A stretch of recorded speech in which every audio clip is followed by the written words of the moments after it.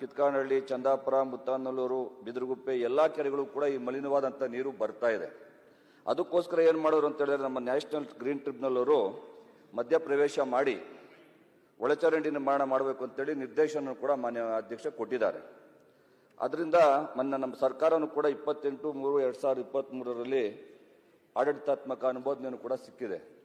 ಆದರೆ ಇನ್ನೂ ಕೂಡ ಜಾಗ ಸಮಸ್ಯೆ ಇದೆ ಮತ್ತು ಏನಿದೆ ಗೊತ್ತಿಲ್ಲ. ಅದರಿಂದ ನಮಗೆ ತುಂಬ ತುರ್ತಾಗಿ ಈ ಒಂದು STP ಮತ್ತೆ ಒಳಚರಂಡಿ ವ್ಯವಸ್ಥೆ ಆಗಬೇಕಾಗಿದೆ.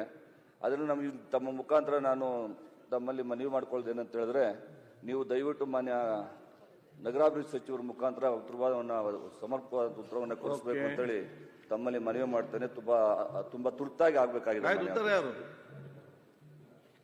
ಸನ್ಮಾನ್ಯ ಕೊಡಿ.